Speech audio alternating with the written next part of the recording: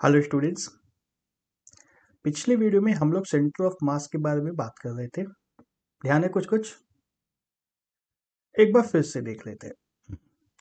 हमने बात की थी कि यदि n ऑब्जेक्ट्स हैं m1 m2 m3 और इस तरह से n ऑब्जेक्ट्स हैं और यदि ये सारे के सारे किसी एक ही लाइन के ऊपर रखे हुए हैं, एक ही लाइन के ऊपर रखे हुए हैं, ऐसा कभी होता नहीं है, जनरली होता नहीं है।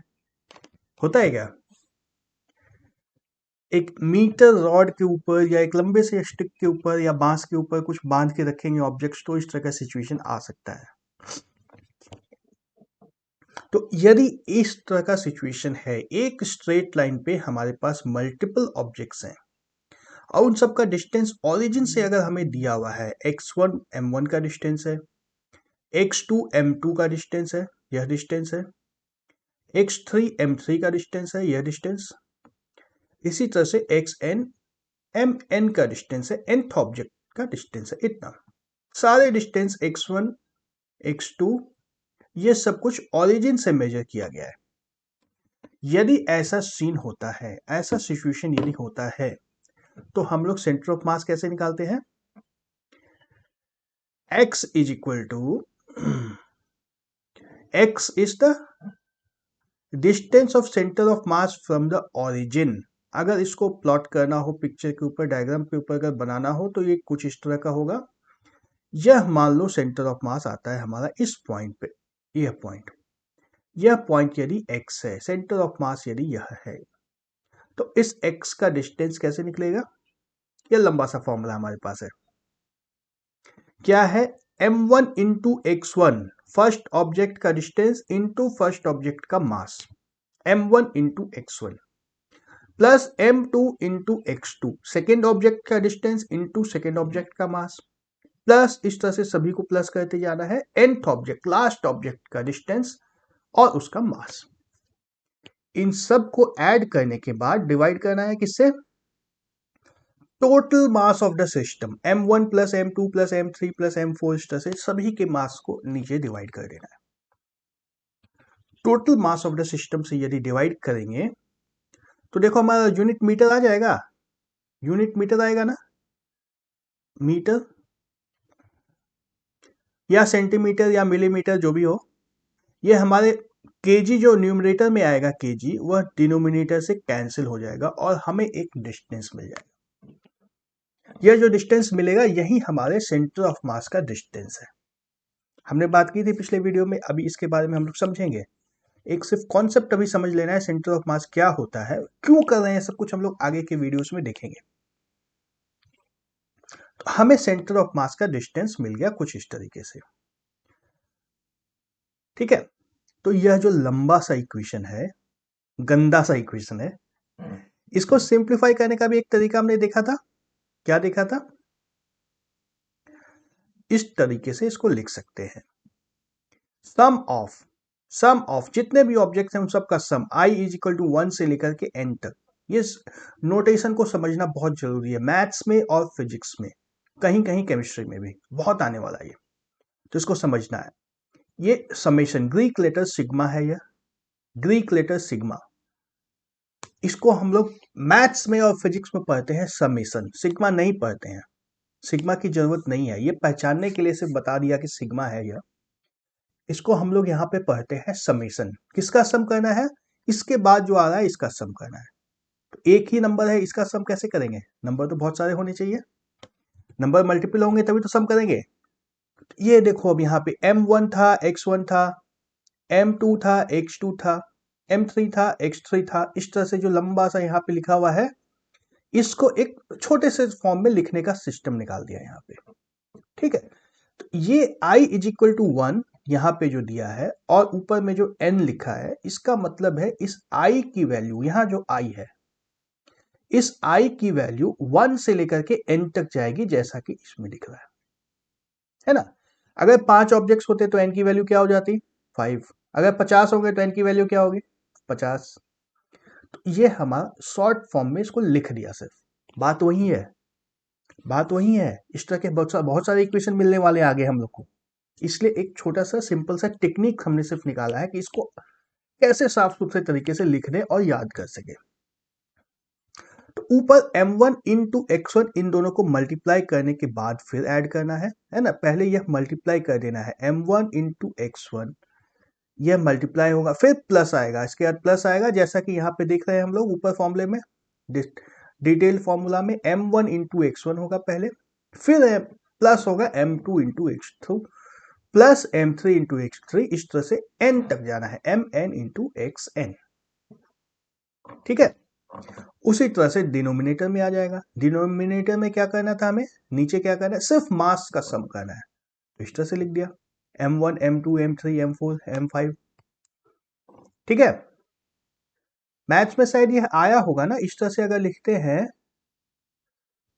सम i इज इक्वल टू 1, ये i है, टू 10 i, इसका मतलब क्या होता है, 1 से 10 तक सभी नंबर्स को ऐड करना है। आया है ना मैथ्स में, ये 1 से लेकर के 10 तक सभी नंबर्स को ऐड करना है। सिमिलरली यहाँ पे क्या है, m1 m2 m3, इस तरह से जो डिफरेंट मासेस हैं इस सिस्टम में, उन सबको ऐड करना है। तो उसका सिंबल होता है summation i is equal to 1 to n mi, mass of ith object को सम करना है। इसी को थोड़े से और सिंप्लीफाइड फॉर्म में यहाँ पे लिख दिया गया है, यह n को हटा दिया गया है, क्योंकि हमें पता है जितने भी ऑब्जेक्ट्स हैं सबको सम कर देना है ना, जितना भी है उस सबको सम कर देना है, इसलिए इस यहां से n को हटा करके सिर्फ समेशन लिख दिया गया है। ओके,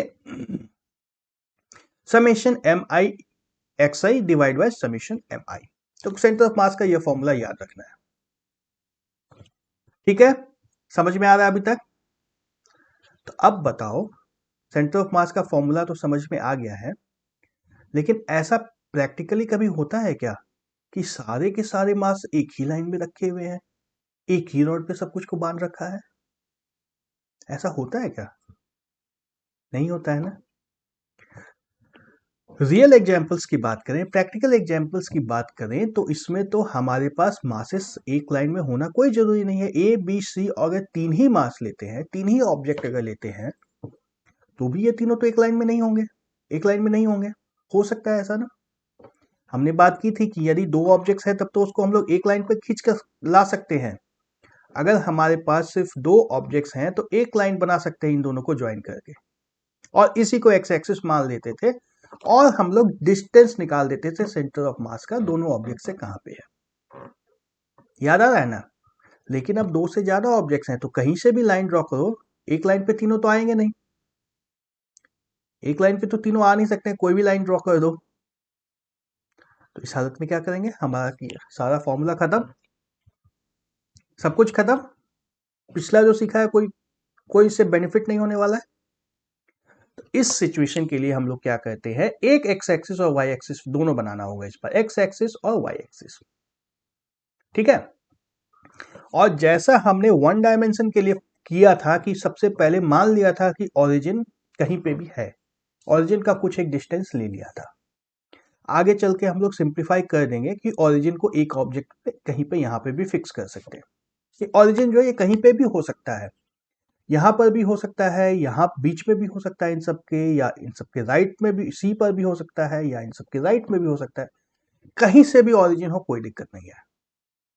हमने एक सिर्फ ओरिजिन को मान लिया, मान लो कि यह हमारा ओरिजिन है ओ।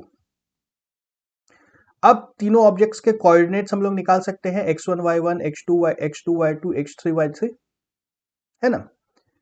x1 y1, ठीक इसी तरह से x2 y2 x3 y3 तीनों के कोऑर्डिनेट्स हम लोग निकाल सकते हैं। इतना कुछ करने के बाद अब हम लोग सेंटर ऑफ मास की बात कर सकते हैं। हमें सभी ऑब्जेक्ट्स, एक ओरिजिन पहले एज्यूम कर लिया, एक ओरिजिन पहले मान लिया और सबके कोऑर्डिनेट्स मान लिए। तो अब जो हमारा सेंटर ऑफ मास आएगा, सेंटर ऑफ मास मान लो इन तीनों के बीच में कहीं यहां पे आता है सेंटर ऑफ मास, ये हमारा सेंटर ऑफ मास है। थोड़ी देर के लिए मान लो यही सेंटर ऑफ मास है, जिसके वैल्यू को क्या निकालना है इसका, हमें एक्स कोऑर्डिनेट और वाई कोऑर्डिनेट, एक्स और वाई निकाल देंगे तो काम बन जाएगा। तो हमारा x का जो फॉर्मूला था वह तो बिल्कुल वही है जो अभी तक देखा था। क्या था x निकालने का formula? Summation M I into x I divide by M. यहां पर ये फॉर्मूला है। x का जो फॉर्मूला था वन डायमेंशन के लिए जो फॉर्मूला होता है, कहा गया फॉर्मूला? ये M I into x I divide by M I. Same formula यहां पर भी लग जाएगा, M I into x I divide by capital M. Capital M यहां क्या है? कैपिटल एम हमने लिख दिया है total mass of the system को। ये जो है यह पूरा का पूरा समेशन एम आई, ये तो total mass of the system के बराबर ही है ना, इक्वल टू एम लिख सकते हैं, मास ऑफ द सिस्टम है ना। अलग अलग ऑब्जेक्ट्स के मास अभी तक मेजर कर रहे थे, लेकिन अब total mass of the system भी मेजर कर सकते हैं। तो यही हमारा था M, capital M, total mass of the system. तो एक्स कोऑर्डिनेट तो बहुत आसान है। अब एक्स कोऑर्डिनेट को देख के सोचो वाई कोऑर्डिनेट निकालना भी इतना ही आसान है क्या? ऑफ कोर्स ना, क्या फर्क पड़ता है, एक्स निकाल दिया इसी तरह से वाई भी निकाल देंगे, यह वाई कोऑर्डिनेट का फॉर्मूला आ जाएगा। समीशन एक्स आई इंटू एम आई इंटू वाई आई। अब वाई कोऑर्डिनेट ले लेंगे सभी का, x1 y1 x1 x2 x3 सब x में आ गए थे, वाई कोऑर्डिनेट वाई में आ जाएंगे, divide by total mass of the system. Same formula, कोई डिफरेंस नहीं है। सिर्फ और सिर्फ बात यही हुई कि वन डायमेंशन की जगह पे हम लोग अब आ गए हैं टू डायमेंशन में। इनफैक्ट टू डायमेंशन पे रुकने की क्या जरूरत है, थ्री डायमेंशन में भी तो जा सकते हैं हम लोग, एक जेड कोऑर्डिनेट भी ले सकते हैं। यदि जेड कोऑर्डिनेट ले लिया तो हमारे पास फॉर्मूला आ जाता है जेड का भी, Z is equal to summation M I into Z I divide by capital M. Capital M और समीशन एम दोनों एक ही है, तो यह हमारा सेंटर ऑफ मास निकालने का फॉर्मूला होता है। इसको अब दिमाग में रखना है, एकदम याद कर लेना है। 3D में निकल गया तो 1D 2D दोनों निकल ही जाएगा, इसको भूलना नहीं है, किसी भी हालत में नहीं भूलना है। एवरेज से मिलता जुलता फॉर्मूला है, एवरेज के जैसा फॉर्मूला है ना। अब यहां पे यह भी दिमाग में रखना है कि ऑरिजिन यदि हम लोग का कहीं और चला जाता है, ऑरिजिन यदि मान लो मैंने राइट में ले लिया, इधर ले लिया, यह मैंने बना दिया, ठीक है, एबीसी हमारे यहीं पे है, सिर्फ मैंने कोऑर्डिनेट एक्सिस को उल्टा इधर राइट साइड में बना दिया है, तो क्या होगा, एक्स वाई सब नेगेटिव आ जाएगा, सारे एक्स कोऑर्डिनेट नेगेटिव आएंगे, है ना। तो इस फॉर्मूले से जब हम लोग सेंटर ऑफ मास निकालेंगे उसका एक्स कोऑर्डिनेट भी नेगेटिव ही आएगा। क्यों? क्योंकि न्यूमरेटर का हर एक टर्म नेगेटिव है। न्यूमरेटर का हर एक एक्स आई नेगेटिव होगा, हर एक एक्स आई नेगेटिव होगा, तो सम भी नेगेटिव होगा, और फिर हमारा कैपिटल एक्स जो है एक्स कोऑर्डिनेट, यह भी नेगेटिव आएगा। तो पिक्चर में हम लोग देख भी सकते हैं ना कि सेंटर ऑफ मास होना तो इसी पॉइंट पे, हमारा ऑरिजिन चाहे कहीं भी चला जाए, सेंटर ऑफ मास होना तो यहीं पे है। तो इस ऑरिजिन के रिस्पेक्ट में सेंटर ऑफ मास हमारा नेगेटिव एक्स डायरेक्शन में है ना, इस एक्स से नेगेटिव डायरेक्शन में है, ठीक है। तो कब छोटा सा एक डिफरेंस है यहाँ पे कि हमने जब वन डायमेंशन की बात की थी तो हमने वहां पे कहा था कि एक ऑब्जेक्ट से बता देंगे कि centre of mass is this many meters away from the first object along the line joining A and B. बताया था ऐसे, center of mass is 1 meter away from the first object along the line joining the two masses, इस तरह से बता देते थे। लेकिन अब जब तक हमें x और y एक्सिस का ऑरिजिन नहीं पता है, हम लोग सेंटर ऑफ मास नहीं निकाल सकते हैं। तो एक ऑरिजिन फिक्स होना चाहिए अब इसके लिए। यदि दो ऑब्जेक्ट था तो किसी एक ऑब्जेक्ट को ऑरिजिन मान सकते थे, लेकिन अब हमें एक ऑरिजिन चाहिए, और इसी ऑब्जेक्ट को ऑरिजिन भी मान सकते हैं, ए को भी ऑरिजिन मान सकते हैं। ए को ऑरिजिन मानने में कोई दिक्कत नहीं है, हमारा x1 0 हो जाएगा, y1 0 हो जाएगा, बाकी सबकी जो जो वैल्यूज है वो आती जाएंगी, है ना। इसको भी 0 मान लिया, यह भी 0 हो गया।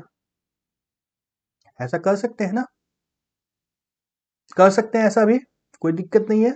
ऑरिजिन जो हमने यहाँ पे एज्यूम किया था उसको ए पर भी एज्यूम कर सकते हैं। ड्रॉ कर दूं क्या? चलो येलो से ड्रॉ कर देता हूं मैं, ये इस तरह से भी हम लोग कर सकते हैं एज्यूम।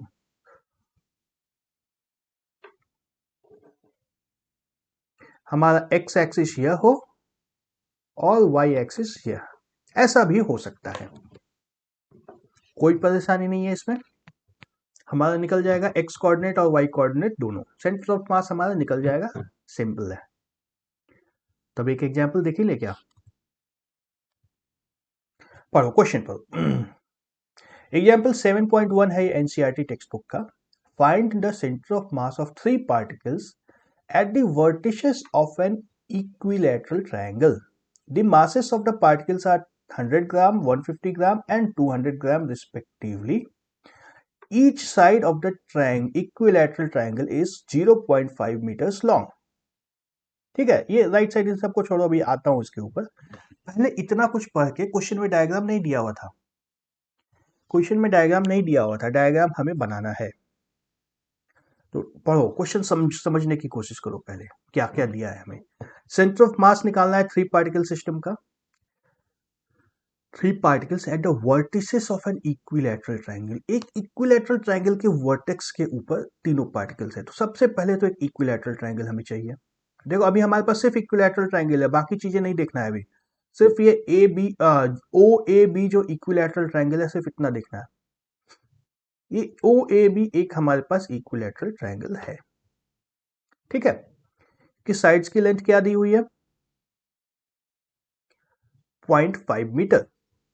तीनों साइड इसके 0.5 मीटर है। इक्विलैटरल ट्रायंगल है तो तीनों साइड्स बराबर होनी ही होनी है, और कोई ऑप्शन है नहीं। इसका साइड्स 0.5 मीटर है। अब हमें एक्स एक्सिस और वाई एक्सिस ड्रॉ करना है, एक्स एक्सिस और वाई एक्सिस ड्रॉ करना है। तो कोई जरूरी नहीं था कि हम लोग इक्विलैटरल ट्रायंगल ऐसा ही बनाते, लेकिन इस तरह का ट्रायंगल बनाने से, यानी कि वाई एक्सिस और एक्स एक्सिस को इस तरह से चूज किया ताकि हमारा काम आसान हो सके। एक साइड को एक्स एक्सिस से कोइंसाइड करवा दिया, ठीक है, और दूसरा साइड इसके परपेंडिकुलर होगा ही होगा। तो देखो एक ऑब्जेक्ट हमारा ओरिजिन पे आ गया, जो मैंने अभी बता रहा था, एक ऑब्जेक्ट को ओरिजिन पे मान सकते हैं हम लोग।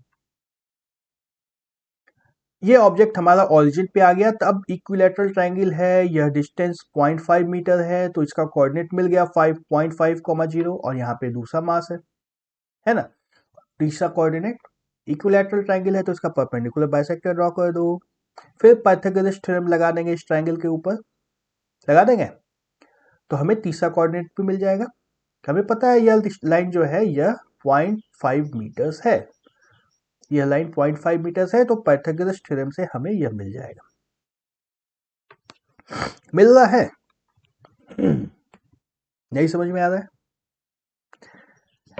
यह साइड हमें 5 पता है, यह साइड हमें 0.25 पता है, पाइथागोरस थ्योरम से यह हाइट निकाल देंगे बस। तो पॉइंट बी भी हमें मिल गया। अब हमारा स्टैंडर्ड फॉर्मूला जो था उसको लगा देना है। एक्स निकालने के लिए क्या फॉर्मूला होता था हमारे पास, दिख रहा है ना सब कुछ, अभी दिख रहा है। एक्स निकालने का, एक्स कोऑर्डिनेट निकालने का हमारा वही formula m1 x1 m2 x2 m3 x3 divide by m1 plus m2 plus m3। सारे वैल्यूज को यहाँ पे डालते चले जाओ। m1 की वैल्यू 100 है, x1 की वैल्यू 0 है, m2 की वैल्यू 150 है, x2 की वैल्यू 0.5 है, m3 की वैल्यू 200 है, x3 की वैल्यू 0.25 है। डिवाइड बाय 100 प्लस 150 प्लस 200, ग्राम ग्राम ऊपर नीचे कैंसिल हो जाएगा, बच जाएगा सिर्फ मीटर। तो यह आता है 125 divide by 450 divide equal to 5/18 metres. ठीक है, ठीक है, नो डाउट। जिस तरह से x निकल गया ठीक उसी तरीके से y भी निकाल देंगे। y में क्या होगा, फॉर्मूले में चेंज क्या होता है, x की जगह पे y रखते जाना है। m1 y1 plus m2 y2 plus m3 y3 divide by m1 plus m2 plus m3। m1 की वैल्यू 100 है, y1 की वैल्यू 0 है, m2 की वैल्यू 150 है, y2 की वैल्यू भी 0 है। यहां देखो y2 की वैल्यू भी 0 है, और m3 की वैल्यू 200 है, y3 की वैल्यू यहां पे हमने जो पाइथागोरस थ्योरम से निकाली थी 0.25 स्क्वायर रूट 3। बस सिंप्लीफाई कर लो, 50 स्क्वायर रूट 3 बाई 450, या सिंप्लीफाई करके आता है 1/3 स्क्वायर रूट 3 मीटर्स। ये जो सी पॉइंट है यही हमारा सेंटर ऑफ मास है। ओके, अगर किसी ने कुछ उल्टा किया होगा, अगर 200 मास को यहां रखा है और 100 को यहां पे रखा है, तो आंसर थोड़ा सा चेंज होगा, है ना, थोड़ा सा चेंज होगा। चेंज इसलिए होगा क्योंकि हमारा ओरिजिन बदल जा रहा है या ओरिएंटेशन बदल जा रहा है, यह पॉसिबल है। बात समझ में आ रही है। बहुत ज्यादा मुश्किल तो नहीं था। बना सकते हो, चेंज करके बना सकते हो। ट्रायंगल इस तरह से बनाना भी कोई जरूरी नहीं है, हो सकता है किसी को मन करे कि हम लोग ट्रायंगल वाई एक्सिस के ऊपर बना दें इस तरह से, ऐसा ट्रायंगल भी तो बना सकते हैं। आंसर थोड़ा सा चेंज आएगा। मास मैंने यहाँ पे 100 रखा है, यहाँ पे 200 भी रख सकते हो, कोई दिक्कत नहीं है ना। इनफैक्ट इनफैक्ट ऑरिजिन को यहां भी मान सकते हैं हम लोग।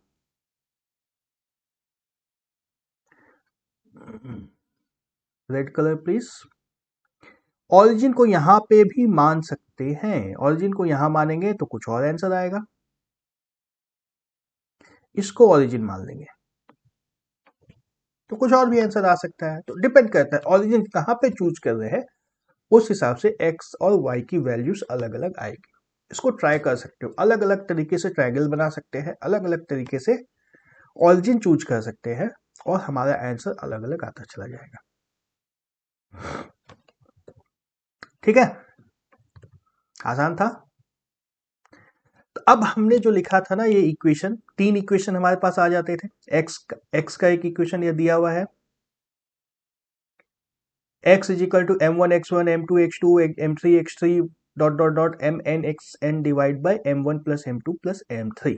इसी तरह से y का भी था, इसी तरह से z का भी था, जिसको हमने थोड़ा सा सिंप्लीफाई करके कैसे लिखा था, इस तरीके से लिख दिया था, समेशन का यूज करके, है ना। Summation m1 x1 mi xi divide by capital M, summation mi yi divide by capital M, and z equal to summation mi zi divide by capital M।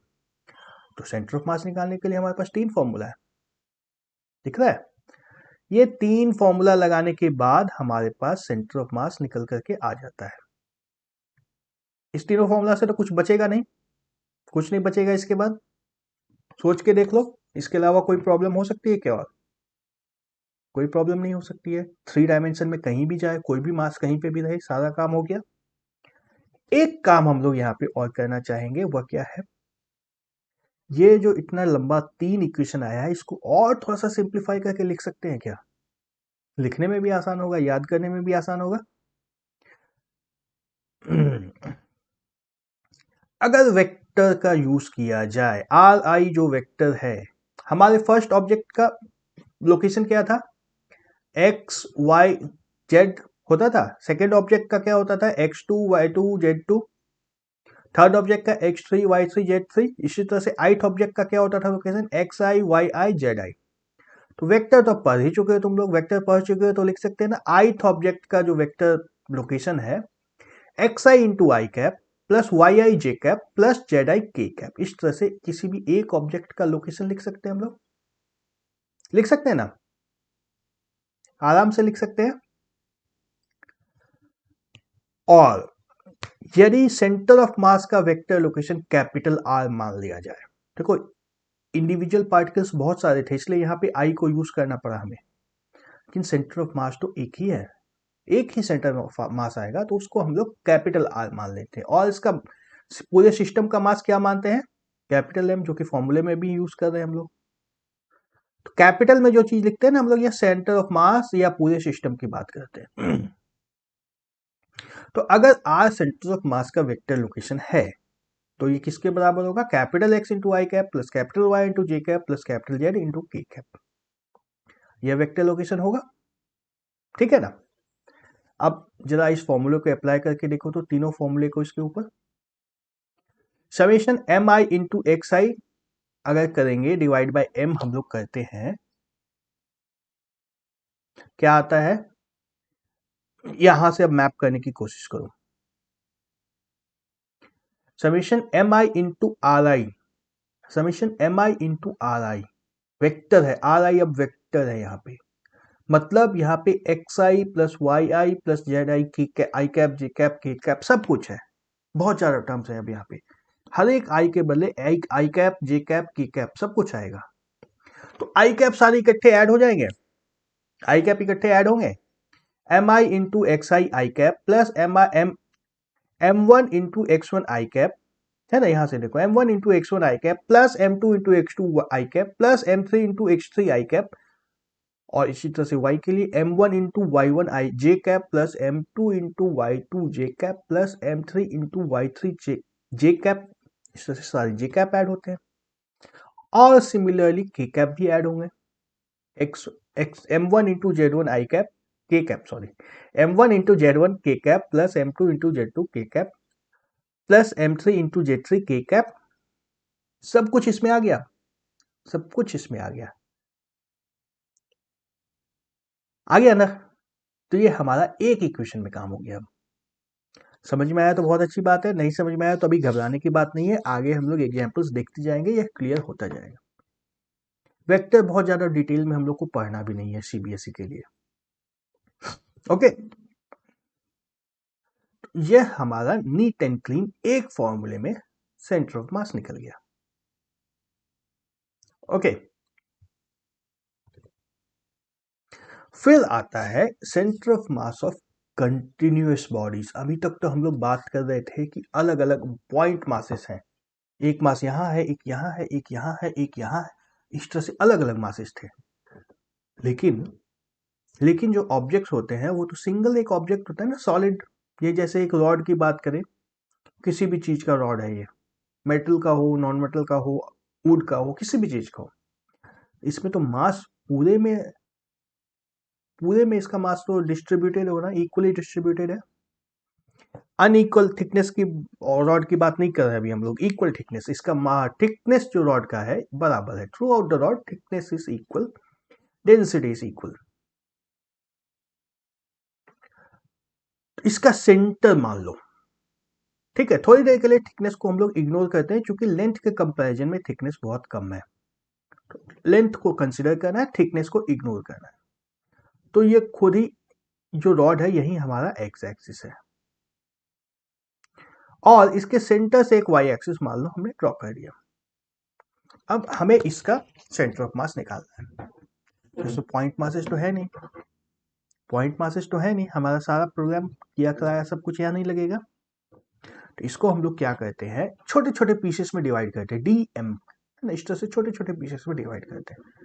तो पूरे में मान लो एन पार्ट्स में divide कर दिया इस रॉड को, है ना, एन आधे ऑरिजिन से राइट में है, आधे ऑरिजिन से लेफ्ट में है। इसको छोटे छोटे पीसेस में डिवाइड तो कर ही सकते हैं हम लोग, छोटे छोटे छोटे छोटे पीस बना दिए। अब हर एक पीस जो ये डीएम है, जिसको हमने डीएम बोला है, इसको तो पॉइंट मास मान सकते हैं ना, ये तो एक पॉइंट मास है, ठीक है, यह हमारा एक पॉइंट मास है। तो अब हमें सेंटर ऑफ मास निकालने के लिए क्या करना है, same same formula, summation M i d i, जो हमारा फॉर्मूला था,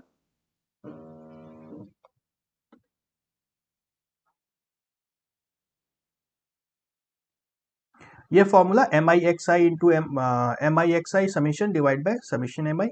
डेल्टा एम लिखा है चूंकि ये मास बहुत छोटा सा, इसलिए डेल्टा यहाँ पे लगा दिया है, ये एक्चुअली कोई मास है नहीं, एक छोटा सा पॉइंट मास है यह, इसलिए इसको डेल्टा लिखा है, सेम फॉर्मूले में कोई फर्क नहीं है। इसी तरीके से हमारा सेंटर ऑफ मास निकल जाएगा ना। तब इस रॉड के ऊपर इसको अप्लाई करके देखते हैं।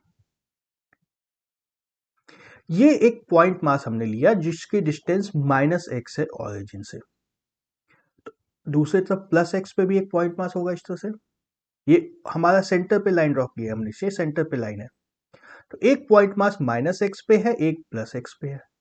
उसी तरह से एक यहाँ पे होगा, उसका करस्पॉन्डिंग यहाँ पर होगा, एक इधर होगा, उसका एक करस्पॉन्डिंग इधर होगा, है ना। तो ये जैसे माइनस वन माइनस, यहाँ से अगर स्टार्ट करें तो इधर -1 -2 -3 -4 -5 इस तरह से चलता जाएगा, और इधर भी सब +1 +2 +3 इस तरह से चलता जाएगा, और हर एक पॉइंट मास का मास तो बराबर है ना, हर एक पॉइंट मास जो ले रहे हैं सबका डेल्टा एम तो बराबर है, तो क्या होगा, सब कुछ कैंसिल आउट हो जाएगा। ये -xi into D M plus X आई इंटू डी एम दोनों मिलकर 0, -1 इंटू डी एम यहाँ पे होगा, into +1 into D m 0, -2 into D m +2 into D m 0, -3 into D m +3 into D m 0, इस तरह से सब कुछ कैंसिल हो जाएगा। तो हमारा एक्स कोऑर्डिनेट क्या आ जाएगा, 0, ठीक है। तो कंटिन्यूअस अगर ऑब्जेक्ट है और सिमेट्रिक भी है अगर, कंटिन्यूअस ऑब्जेक्ट और symmetric object with uniform mass, तीनों अगर कंडीशंस सेटिस्फाई होते हैं तो सेंटर ऑफ मास हम लोग आराम से सिमेट्री लगा करके निकाल सकते हैं। जैसे इस रॉड का सेंटर ऑफ मास इसके सेंटर पे होगा, ठीक है। फॉर्मूला हमारा यह है, फॉर्मूला लेकिन लगाने की जरूरत ही नहीं है, फॉर्मूला हमारा यही रहेगा, लेकिन हमें फॉर्मूला लगाने की जरूरत नहीं है। टेक्स्ट बुक में वेक्टर फॉर्म में भी दिया गया है ये फॉर्मूला। ये समेशन डीएम जो होता है, मैथ्स में इसको और पढ़ोगे तुम लोग, summation dm, summation delta m जो है इसको इंटीग्रल के फॉर्म में लिखते हैं, तो इंटीग्रल डेल्टा डीएम लिख देते हैं। अगर मैथ्स है, मैथ्स लिया है, तो यह सब कुछ मैथ्स में कवर होगा। फिजिक्स में हम लोग के सिलेबस में बहुत ज्यादा नहीं है, टेक्स्ट बुक में दिया था इसलिए मैंने यहाँ पे सिर्फ नोट डाउन कर दिया इसको, ठीक है। Limits and integral chapter, limits chapter में यह कवर होगा मैथ्स में। डेल्टा एम समेशन को, समेशन की जगह आ जाता है इंटीग्रल। देखो सिंपल सिंपल है एकदम, समेशन जो सिंबल है इसके जगह पे इंटीग्रेशन का सिंबल हो जाता है। Summation is same as integration, और डेल्टा एम इधर जो लिखते हैं that is equal to dm, ठीक है। तो summation delta m is equal to integral dm, जो कि total mass of the system होता है। Summation delta M I into x i, है ना, यहाँ पे आई वाई सब खत्म हो जाता है इंटीग्रल में, और थोड़ा सा सिंपल हो जाता है लिखने में। तो ये समेशन की जगह पे आ जाता है integral, M I delta M I की जगह पे आएगा X, sorry DM, delta M I की जगह डीएम आएगा, और एक्स आई जो है यह एक्स रह जाएगा। डेल्टा एम आई की जगह यहां पे भी डीएम आ गया है, वाई आई की जगह पे आ गया है वाई, और इंटीग्रल समेशन की जगह पे। तो यह हमारा फॉर्मूला होता है कंटिन्यूअस बॉडी को इंटीग्रेट करके सेंटर ऑफ मास निकालने का, ठीक है। ओके, इस वीडियो को यहीं पे स्टॉप करता हूं। अगले वीडियो में एक दो एग्जाम्पल्स हम लोग और देखेंगे, फिर आगे चलेंगे कि सेंटर ऑफ मास की जरूरत कहां पड़ती है हमें। Okay, bye bye.